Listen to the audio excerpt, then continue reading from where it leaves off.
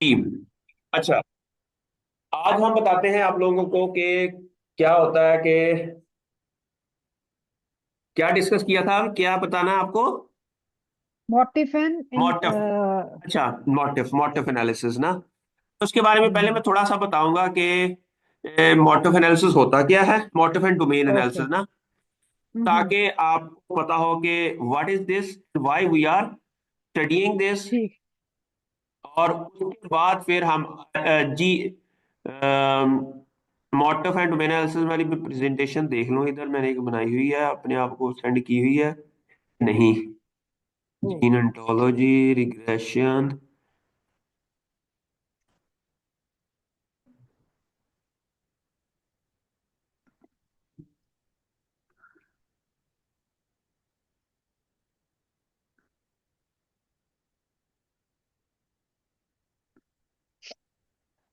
ए और K S analysis किया है?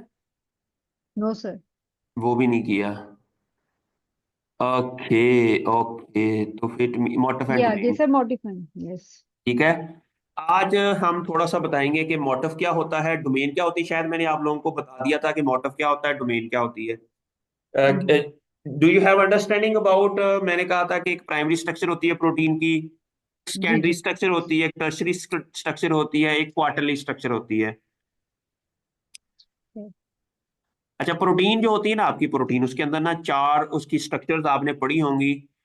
एक होती है प्राइमरी स्ट्रक्चर, एक होती है सेकेंडरी स्ट्रक्चर, एक होती है टर्शरी स्ट्रक्चर, और एक ओके। होती है क्वार्टरली स्ट्रक्चर। शायद आपने ये इसके बारे में पढ़ा हो। जी सर। अच्छा, उसमें जो अच्छा, आप इसको प्रोटीन की जो है ना हमारी, मैं अगर इधर देख जाके प्रोटीन स्ट्रक्चर्स के बारे हाँ। में देखना, प्रोटीन की टाइप ऑफ स्ट्रक्चर्स क्या होती हैं। आप यहाँ पर जाए ना, ये जूस। अच्छा, यहाँ पर आपको लगेगा कि there are four types of, एक होती है प्राइमरी स्ट्रक्चर, हम्म। ठीक हो गया, जिसके अंदर सिंपल अमाइनो एसिड्स होते हैं। ठीक। सेकेंडरी स्ट्रक्चर होती है, उसके अंदर चार पांच छह अमाइनो एसिड मिलकर ना एक खास स्ट्रक्चर बनाती है, जिसको हम मोटिफ कहते हैं। ओके। ठीक है। सेकेंडरी स्ट्रक्चर को क्या कहते हैं? मोटिफ। अच्छा, अब मोटिव। कई मोटिफ जो मिलके ना ये टर्शरी स्ट्रक्चर बनाते हैं, ठीक है, और टर्शरी स्ट्रक्चर को हम नॉर्मली कहते हैं डोमेन। कई टर्सरी डोमेन्स स्ट्रक्चर। मिलकर जी जी। प्रोटीन बन जाती है। करके ये देखो, ये एक डोमेन बन गई। ये एक ये इसे टर्शरी स्ट्रक्चर कहते हैं, इसको सेकेंडरी स्ट्रक्चर कहते हैं। अच्छा, अब ये दोनों जो डोमेन और मोटिव है ना, सेकेंडरी स्ट्रक्चर को हम क्या कहते हैं? मोटिव। एंड प्राइमरी स्ट्रक्चर को हम कहते हैं डोमेन। ठीक है। अच्छा, अब जब हम इसमें आपको मैं देख दिखाता हूँ कि इधर डोमेन के बारे में जो मैंने आर्टिकल लिखा हुआ है जिनोम वाइट के अंदर ना, what is motive and domain in protein. तो यहाँ पर देखते हैं कि ये मोटिव जो होते हैं, protein from the same family are often characterized by short conserved region that are usually related with function as binding site और एक्टिव साइट ना। ये पूरी की पूरी इधर कहानी उन्होंने, ये डोमेन क्या होती है, जो डोमेन होती है ना, वो यहाँ पर डेफिनेशन लिखी हुई है, decide the structure and function of the ji protein. जिस तरह अब मैंने आपको बताया था कि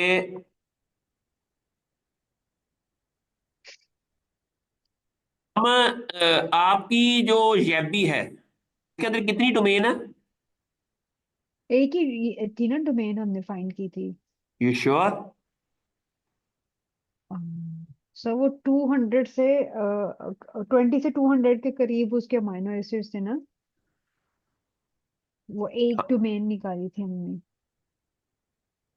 अच्छा, प्रोटीन जो के होती है domain are discrete structure and functional component. They can be modular, means that they can show up different.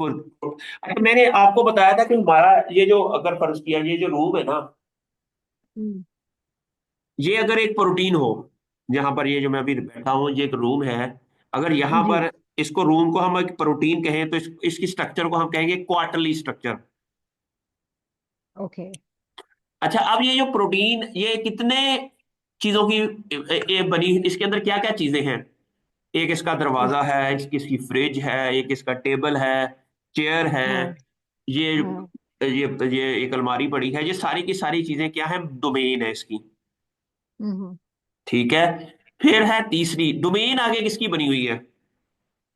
पर क्या ये जो मेरी चेयर है ना, ये बनी हुई सर है। वो ए एंड लकड़ी की, लेकिन ये है कि इसमें हम बताएंगे वो चार जो प्रोटीन्स के होते हैं, लाइक अमाइनो एसिड्स, फॉस्फेट्स, और उसके हाँ, साथ वो मिलकर सारे बनेगी मिलके एक ना, खास तरह का। नाइट्रोजन ग्रुप, हाँ, उसकी सिंगल बेस के ऊपर ना फैमिली। वो, तो उसमें हम उसको ये डिफरेंट चीजें हैं। ठीक हो गया। अब आपको ये बताएंगे कि ये डोमेन और प्रोटीन एनालिसिस हम करते कैसे हैं। उसके लिए ये क्यों जरूरी है डोमेन एनालिसिस, अब आपने ये पढ़ना है। Why there is a need to hmm understand कि जो जीन्स होते हैं एक ही फैमिली के अंदर, उनकी आपस में क्या सिग्निफिकेंस है। हम्म।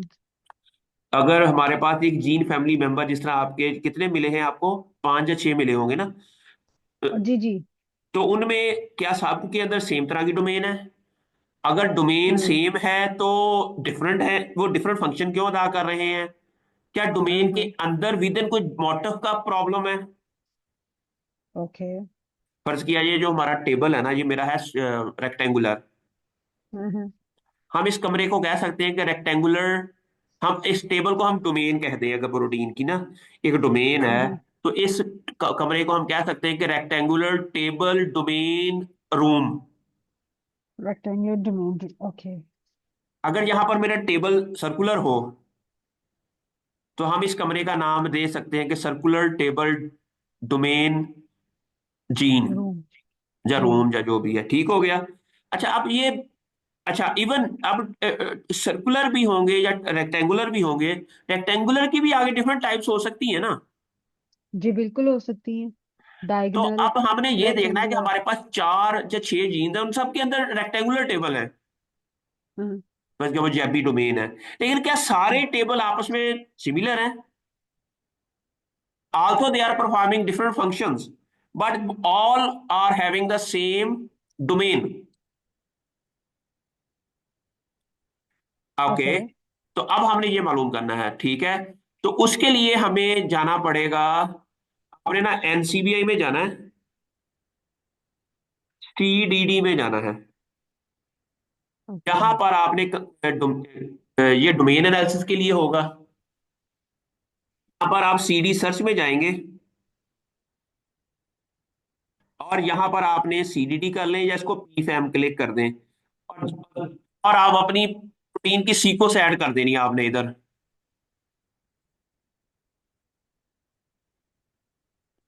ठीक है। तो आपने कुछ सीक्वेंस मुझे भेजी हुई है ना फाइनल, जी जी जी। फर्ज किया ये रीनेम की है, फाइनल आपने भेजी है मुझे। कि ये हम्म। टीसी ये 5 है। आपने क्या, मैंने क्या किया कि इस अरेबिडोप्सिस की भी, और सिर्फ दोनों की, और की नहीं हमने चाहिए, इनको हमने कॉपी किया, आपकी और अरेबिडोप्सिस की। हम्म। बाकियों की जरूरत नहीं है इस एनालिसिस के लिए। वो आपने इधर पेस्ट कर दी, ठीक है। और फिर आपने इसको यहां करके क्लिक करके तो पीफैम कर दिया, इसको कर दिया सबमिट। ओके। जब हम सबमिट करेंगे ना, तो हमारे पास ना ये एक फाइल आएगी, और इस फाइल को हमने कर लेना डाउनलोड। उसके बाद जब ये डाउनलोड हो जाएगी, तो आपने जाना है टीवी टूल में। ओके। टीवी टूल में जाने के बाद आपने क्या करना है कि यहां पर ग्राफिक्स में जाके आपने जीन स्ट्रक्चर व्यू में जाना है, और यहां पर लिखा होगा ये एनसीबीआई बैच सीडीडी। ग्राफिक्स में बायस सीक्वेंस स्ट्रक्चर इलस्ट्रेटर, हाँ, ठीक है। और उसके अंदर जरा ये मैं नीचे वीडियो आपको वाले भेज दूंगा, तो वहां आपको ये पता चल जाएगा कि ये डोमेन पैटर्न आप यहाँ पर स्टडी कर सकते हैं। यहाँ ठीक आपने है, वो फाइल देनी है जो अभी, डाउनलोड किए हमने। इसको मैं सेव भी कर लूँ, क्योंकि ये भी हमने ऐड करनी है उसके अंदर ना। ठीक है। ओके। ये जो हमने ओरिजिनल है ना इसकी, ये कैसे करेंगे? हमारे पास अब आपने क्या करना है कि एक फाइल बना लेनी है। क्या कर लेनी है? एक फाइल हम्म। है पर ये वाली है ना, यहाँ मैंने जी। कोई आपके नाम का कोई फोल्डर, हाँ ये मैंने फोल्डर बनाया हुआ है, ये यहाँ ऐड कर दिया। और ये जो डाउनलोड हुई है फाइल वो भी इधर ही मैंने, यहाँ पर हिट डाटा वाली एक फाइल होगी जो हमने से वो भी कट करके हमने इधर एक मिनट, फिर आपने इसको पेस्ट कर दिया, ठीक हो गया। ठीक है। अब आपने इसको ड्रैग कर देना है, ऊपर वाली में हिट डाटा वाली फाइल ऐड कर देनी है ये ऊपर, ओके। तो क्लोज कर देना है। नीचे वाली में आपने फास्टा फॉर्मेट जो है ना, ये जो आपकी सीक्वेंस है यहाँ पर वो ऐड कर देनी है। रीनेम फाइनल, ये जो अभी मैंने हम्म। डाउनलोड की है, ठीक है। हम्म। इसको क्लोज कर दिया, आपने इसको स्टार्ट कर दिया। जब स्टार्ट करेंगे तो हमारे पास एक खूबसूरत सी पिक्चर आएगी, दिस इज। ओके। अब ये हमें क्या बताती है कि दिस इज, ये हमारी ये जो सारी है ना उसके अंदर यबी डोमेन है। ओके। समझ आ गई आपको? जी। All are telling us that every gene there are, ये भी डोमेन। ठीक है। अब एक चीज और आपने नोट की होगी कि टीसी सीआरसी में और एटी सीआरसी में दोनों में येलो वाली है यबी डोमेन। ये भी सुपर फैमिली है उसके अंदर। ठीक है दोनों येलो यबी ही है। हाँ ठीक हो जी। गया। अब ये इसको आपने सेव कर लेना है, तो ये हमारे पास जी। डाटा सेव ग्राफ आ जाएगा। इसको आपने फिर पेपर के अंदर ऐड कर देना है कि हम उसको कहेंगे कि हमारी तमाम जीन्स के अंदर ना ये भी डोमेन है। ओके। अच्छा, एक और तरीका इसका ये भी है कि आप मोटर फाइंडर में जाएं, लेकिन हमें फिलहाल तो यही हम यूज करेंगे बस। और अभी मैं जा रहा हूँ घर, बाकी कल करेंगे। आपको ये समझ ठीक आ है। गई कि अब आपने ये पढ़ना है कि why there is a need to analysis, analysis of येबी या डोमेन एनालिसिस क्यों जरूरी है। इसके साथ ही ना कल मैं इसके अंदर एक और चीज ऐड करूंगा, वो होगा मोटिफ एनालिसिस। ओके। और मोटिफ और डोमेन को इकट्ठा करके फिर हम एक खास स्ट्रक्चर बनाएंगे, वो आपके पेपर के अंदर फाइनल होगी तस्वीर ना। ओके। अब आपने आज ये भी पढ़ना है कि why there are motif analysis. अब ये देखो ना, वहां पर हमारे ना जो सीक्वेंस आ रही थी ना वो और तरीके से आ रही थी। जी। वहां पर सिर्फ एक ही ये भी आ रही थी। हाँ जी। यहाँ पर कहीं कईयों के अंदर दो भी है ये बी डोमेन, ओके। और कुछ के अंदर मुझे लगता है कुछ और चीज भी होगी। HMG बॉक्स है। मुझे लगता है कि एक और डोमेन भी होती है जिसको हम C2C2 डोमेन होती है ना। किसी के अंदर एक, सबके अंदर दो दो ये भी डोमेन है, ओके। लेकिन वहां पर सिंगल आ रही है। अच्छा, हाँ अब जी। इसका हल क्या है कि हम इसको ना डिफरेंट तरीके से डाउनलोड करने की कोशिश करें। सर ये है नीचे सीडी सीडी ना उसमें। हाँ, हाँ, CCD4 वन टू हाँ जी, four one there is two a four possibility के या। कुछ और इसके लिए हम ये भी कर सकते हैं कि इसको पीछे जाएं। पहले हमने हम्म। प्रीफैब इधर किया था ना, हम इसको जी CDD सर। कर देते हैं यहाँ पर। Okay. Maybe we have a different domain pattern, because ये सारे डिफरेंट डेटाबेसेस हैं।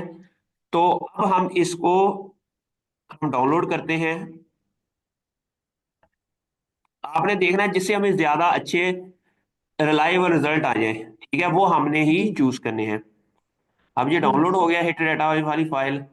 अब हम इसको क्या करेंगे, ड्रैग करके पहली वाली हिट डाटा फाइल की जगह अ,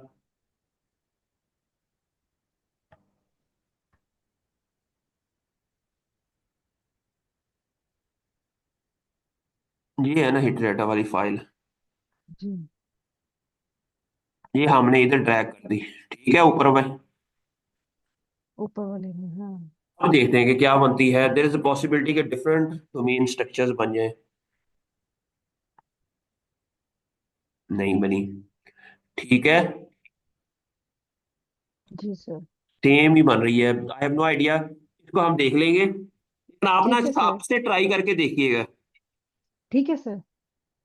अच्छा, तो कल फिर इंशाल्लाह इसके ऊपर बाकी काम करेंगे। ठीक सर। समझ आ गई आपने? अच्छा। आपने ये जी भी जी पढ़ना सर। है कि डोमेन एनालिसिस क्या होता है, हाँ डोमेन जी। क्या होती है, डोमेन एनालिसिस क्यों करते हैं, मोटिव सर वो एनालिसिस क्या होता है। आपके, सर प्लांट मॉल पे होगा ना सारा?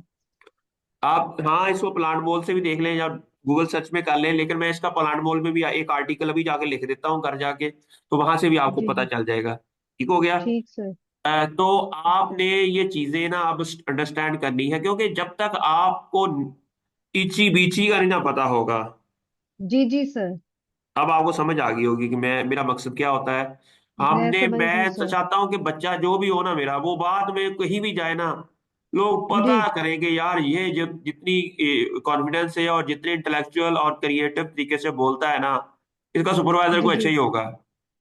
हम्म। You got my, this is only I want के स्टूडेंट बस ये कहें मुझे। तो जी। ये चीजें मुझे लगता है कि हमारे टीचर्स ने ऐसे नहीं सिखाई।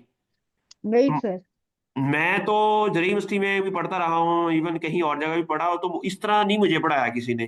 क्योंकि जी यह बहुत अच्छा तरीका है कि आप क्रिएटिव हों, आप इंटेलेक्चुअल हों, आप सोचें कि हमने ये ऐसा जी। काम करना है तो क्यों करना है, वाई देर इज जी अ जी। नीड टू डू दैट, ये इम्पोर्टेंस क्यों है, इस बेस के ऊपर हम जीन्स की क्लासिफिकेशन कैसे करेंगे, क्या हमने जो फाइलोजेनेटिक ट्री की बेस के ऊपर हमने क्लासिफिकेशन की थी वो ठीक थी, और क्या उसको हम्म। डोमेन एनालिसिस उसको वेरीफाई करता है उस एनालिसिस को, जब वैलिडेट जी करता है।